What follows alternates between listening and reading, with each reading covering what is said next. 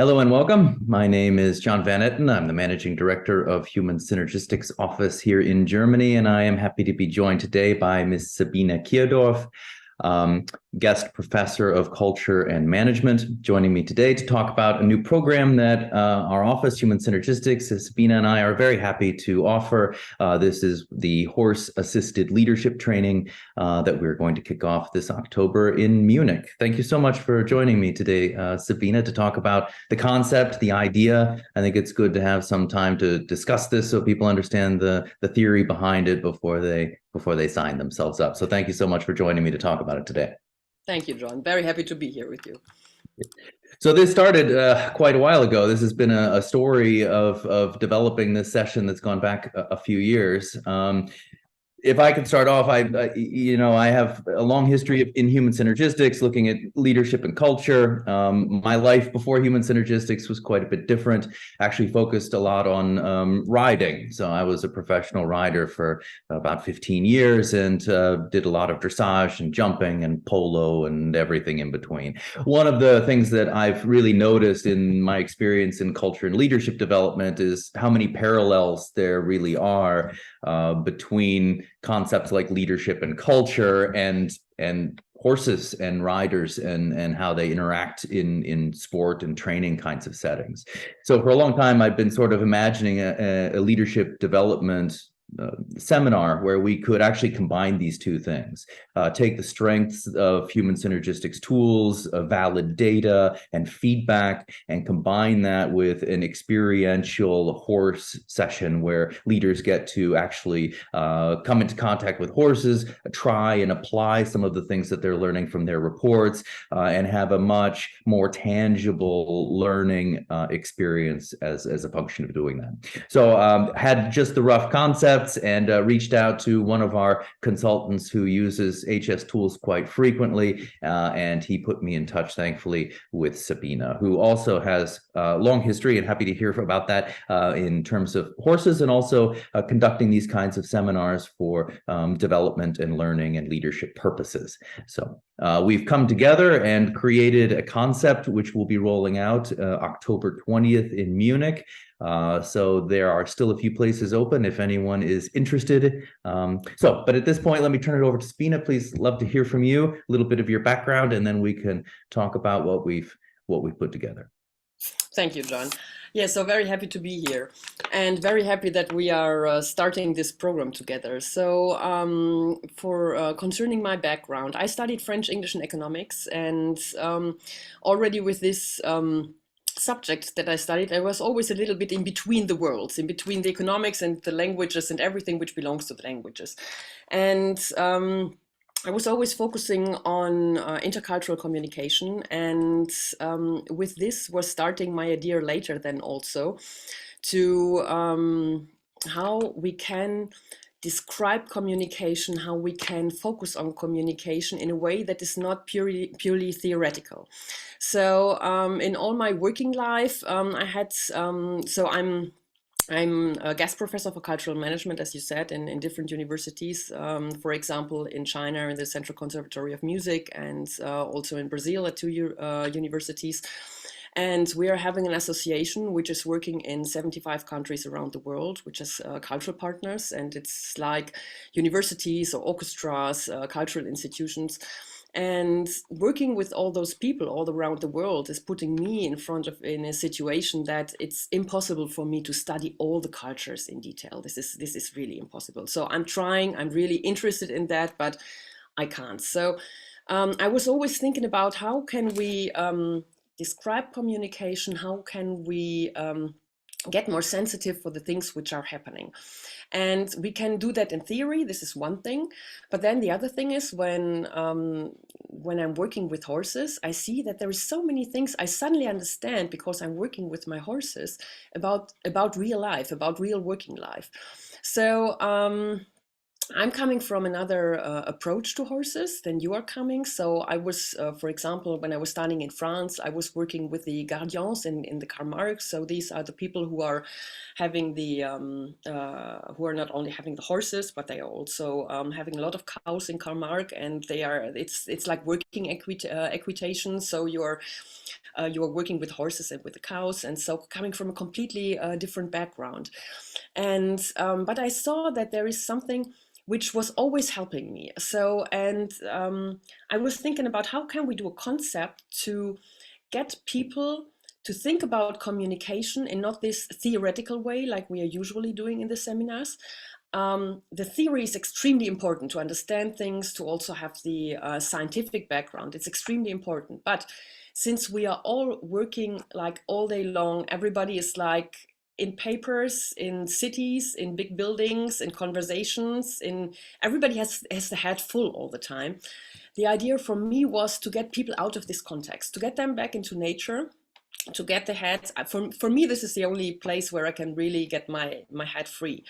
And so I was starting, like, I think it's about 20 years ago, to work on this concept with my own people in my own company when I was preparing them for clients we were working with. And I found out that it really works out well because it's giving us analogies to what is happening in, let's say, real life, I mean, in working life. And but it's giving us also more possibilities to think about it in another way, because to think in theory is one thing, it's very important, but for learning things it helps if you get like if you get the emotions also with it. And horses, they let's say provoke a lot of emotions in people, positively as well as negatively, because you can, I mean, they are fascinating animals, they are extremely beautiful, and there is hardly people who say that, I mean, there is hardly people who would say that a horse is not a beautiful animal.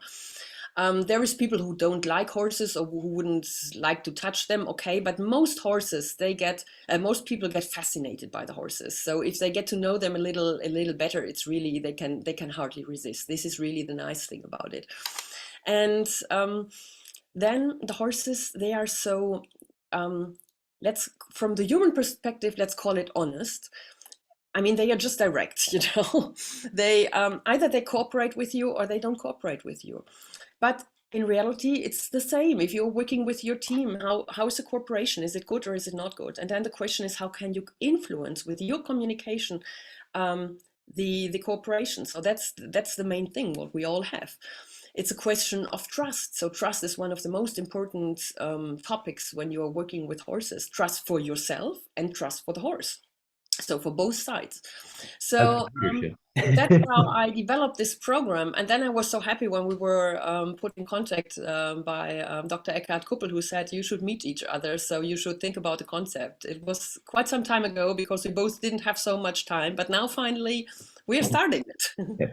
Yes, indeed. I'm very excited about it. I really think, just like you said, the horse experience gives something that is very, very tangible, very honest, very immediate in terms of the feedback and interaction in terms of how the horse may respond to the leader. So, you know, from my perspective, it's the ideal combination of using helpful tools like human synergistics provide so that leaders can get that understanding of the theory and how the way I communicate makes a difference, but then they really need to apply it. You know, one of the challenges I know for coaches and consultants who use these kinds of instruments is it's one thing to explain the report and to help leaders understand what they might need to do moving forward to improve and be more effective and inspire their people, but it's really getting that experiential first step and helping them to see how that happens, how that pays off, how that makes a difference.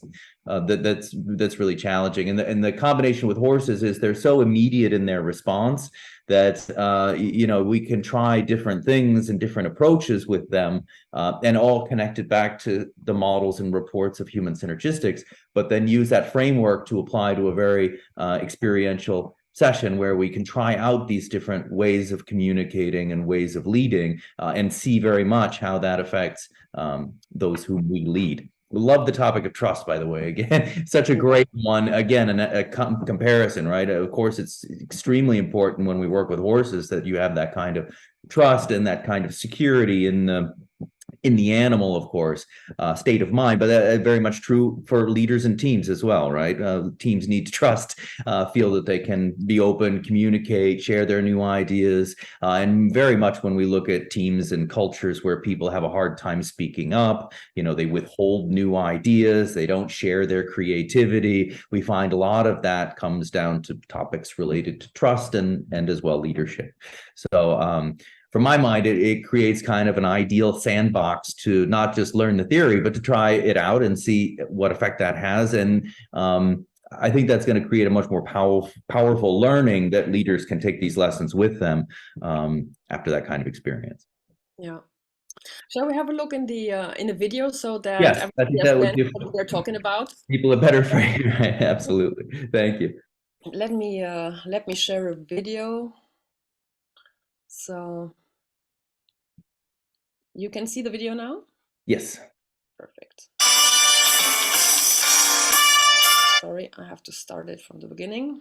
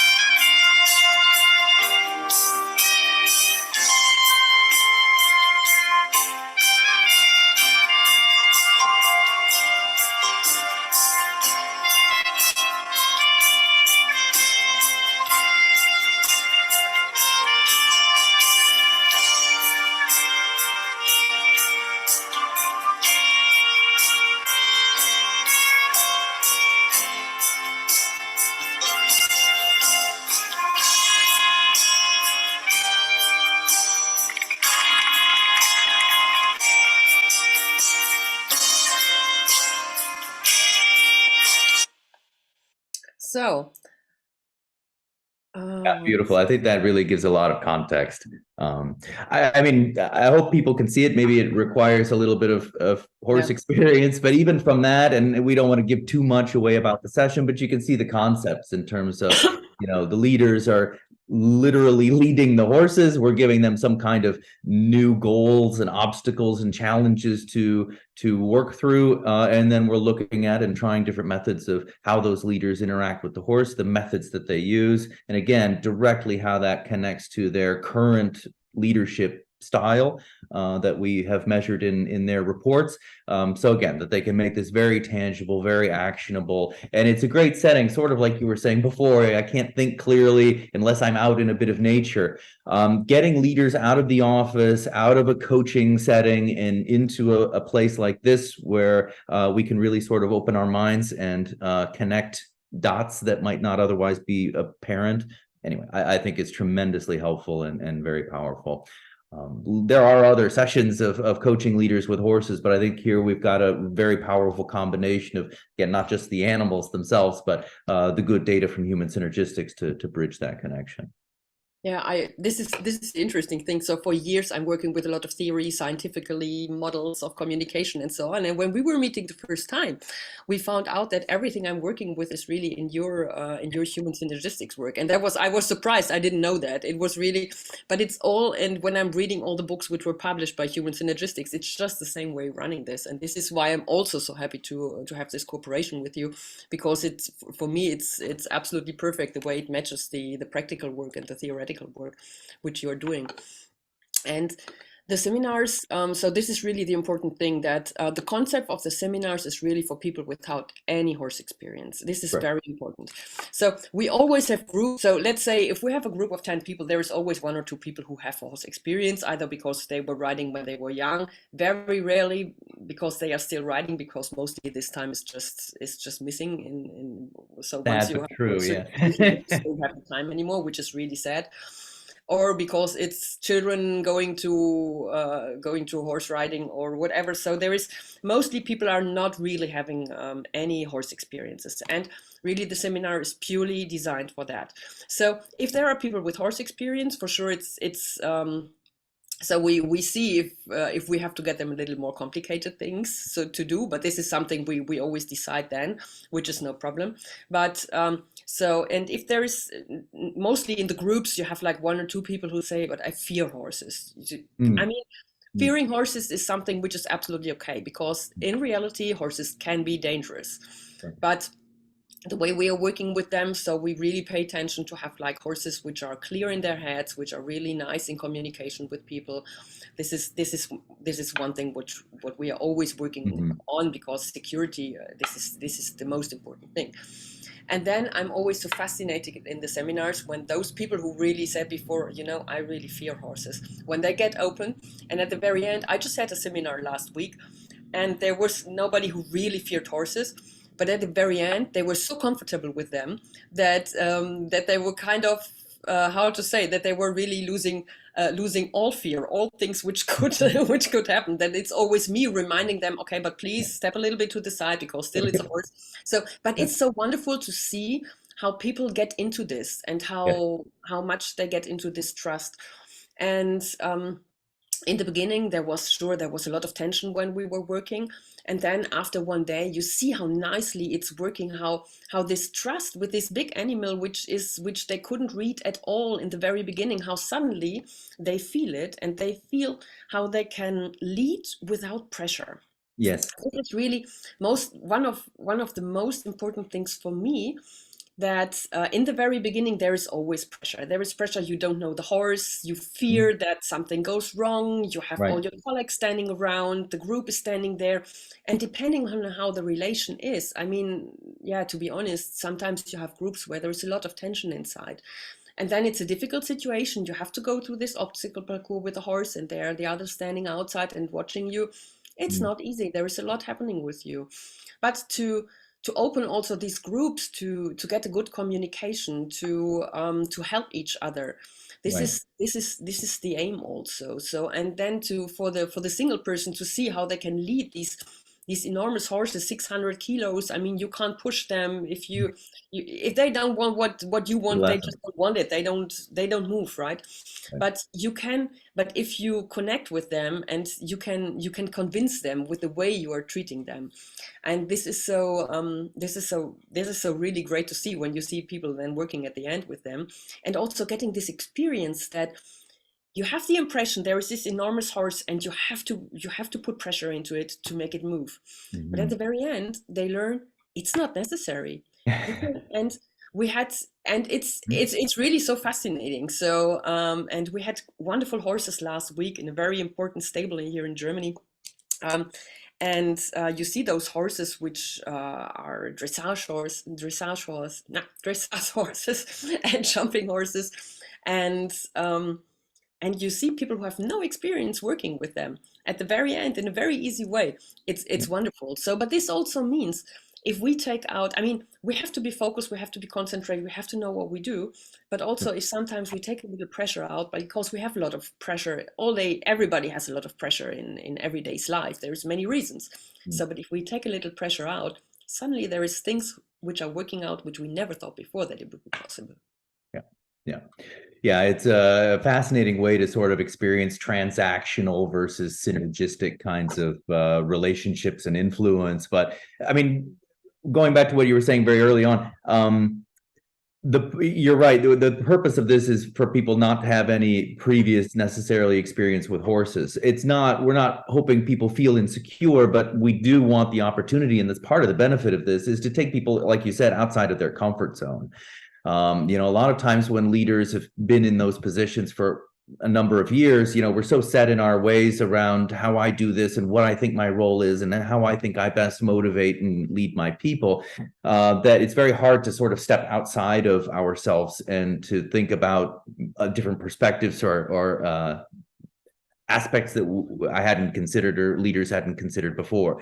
So this is a great way to put people outside of their comfort zone with a bit of a stretch goal to try to challenge and work through that. And again, that's in every team, and that's leadership as well. And a lot of times, yes, people are apprehensive about this in the beginning, but I also hear the same thing about leaders being apprehensive about trying new things with their teams. A lot of times when we coach leaders and say, hey, here's something that could help you, they're actually concerned about doing that. Well, I've never really, taken the time to give feedback to my people and ask them about, insights or creative ideas that they have in their work or whatever we're trying to encourage and motivate. That's not something I have a habit, a pattern, a history of doing. And it feels oftentimes very awkward to sort of try that out with the team. This is actually a way, yes, it's outside of the comfort zone, but it's a great, again, sort of sandbox and opportunity to experiment and see how different leadership approaches make a difference. And I think that's the kind of content and experience that allows leaders to try different things and to learn from different approaches and question what I've been doing in the past, and is that really the best way to lead my people moving forward? Yeah, that's really the thing. It is not easy to do. How to say? We all have images in our head, and we all have. It's like those highways, You are used to do something in a certain way, and it's building this highway in your head, and you just do it. And then when you come under pressure, it's because there is time pressure or whatever. There is always something. Then you have even less time to think about to do it differently, and because you just follow your highway in your head, and if it worked out until now, it's kind of right also that you follow your highway Right, in your head. exactly. But there's always right. It's not that it's always wrong, but the question is, how can you? The question is always, is there something I can do better? Because it will be better for me, better for my team, and better for the outcome. Is there something which can make our life easier? Is there something how we can convince better? So, and this is something which really helps. It helps the participants, but it also helps the groups in itself. In this setting, it's usually more easy to communicate with each other. There is many things there. So there is many situations. There is in this when they are running through this obstacle parcours, there are things which are working out. There are things which are not working out. And it's never about really, it's not about winning or failure. That's not really what we want to talk about. But we want to talk about, look, there is one thing which worked out very well. Think about why it worked out so well. And there is another situation which didn't work out that well. And think about why not. What did you think? What did you feel? What were your emotions? And did you think about your partner you were communicating with? Okay, it's only a horse. It's not like a real communication with somebody you are working with. But in reality, we all know that it's not only about the skills which we have in our job. If you're an engineer or if you're an economic person, it's not only about the skills. Communication is so important. And communication is this in the old Latin word means doing something together.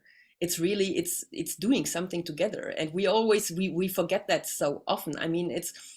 It's only when this communication is really on a good level, when we are really how to say let's say you have situations where you have to be very fast in your reaction. If there is a house burning, it's okay to scream everybody out of the house. I wouldn't say like, would you please all leave the house? It depends on all the situations. But in many situations in our life, there is we are so stuck, as I said before, in these highways. Which we have in our head, that we have to go fast, we have to do it with pressure, and we just have to go through it. So, and this is giving also the teams a possibility to think about that and to also try out something differently, because in reality, in everyday life, it's sometimes difficult to do these tryouts, to try it in another way. Exactly. But they can do this in the seminars, and that's really interesting. Yeah. Yeah.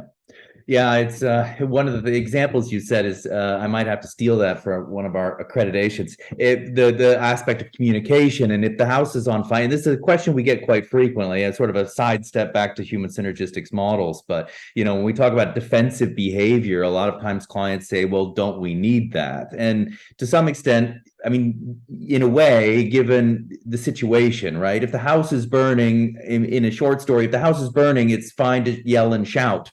And really, that's still constructive because the goal is, to get everyone out and help everyone be safe and right.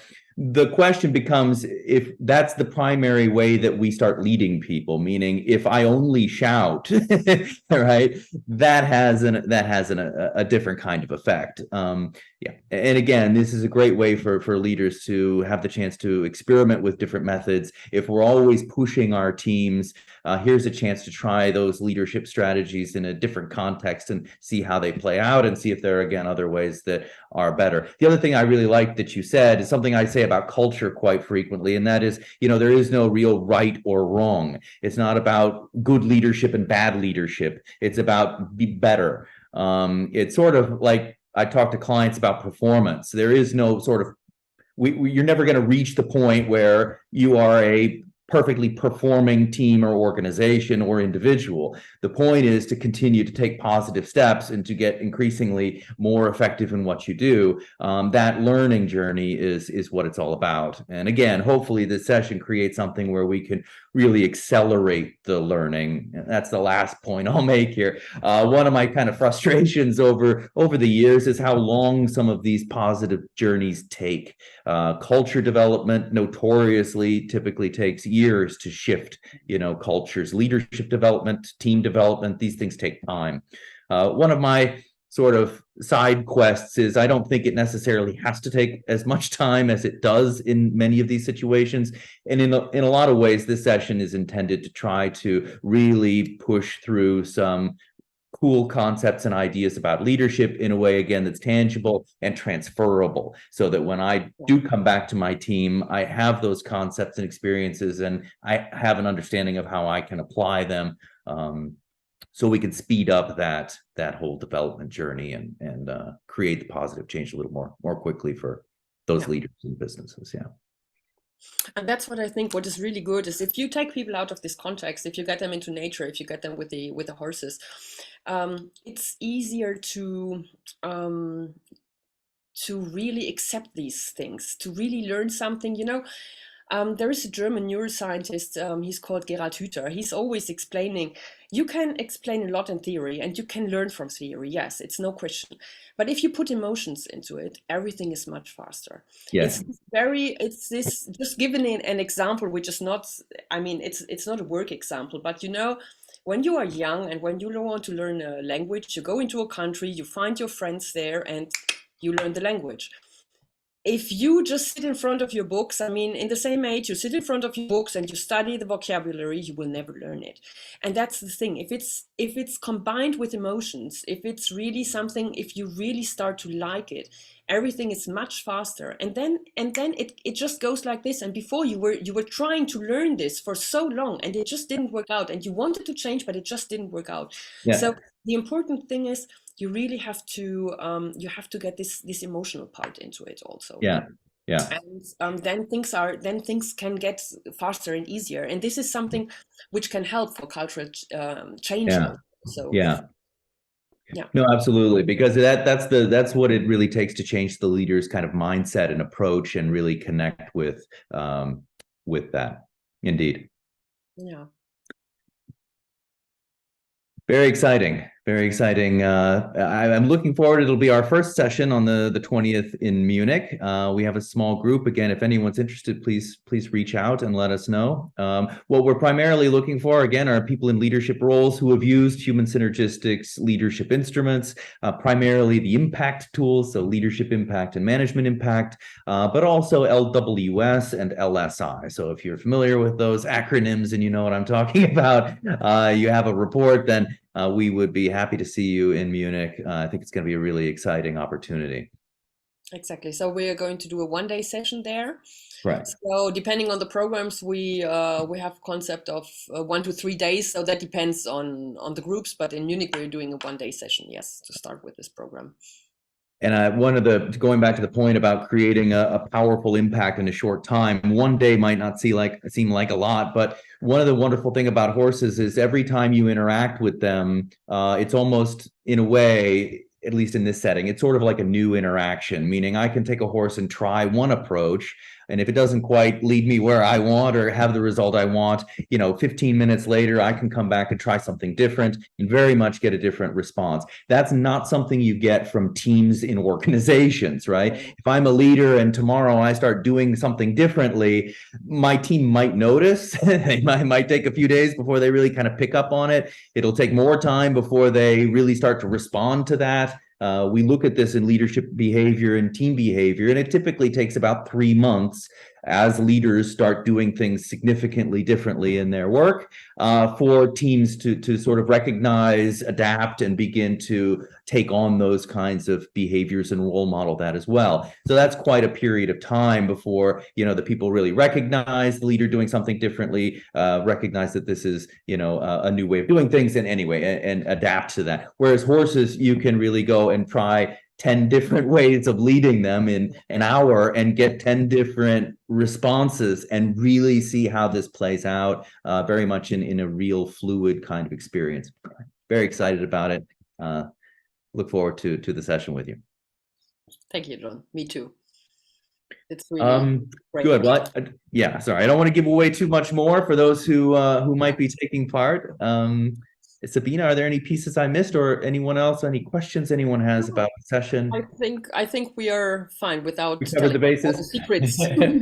Very good. Very exciting. We had to be a little mysterious, and it'll be great after the session. Then we can also perhaps do another one of these, talk about how it played out, show some pictures and videos of that, and help give people even more understanding. So hopefully this leads to a series of these that we can do all over and help our clients to, again, really leverage and accelerate that growth and learning. Yeah, maybe this is important to say also. So I'm having a cooperation with the Hanoverian Breeding Association.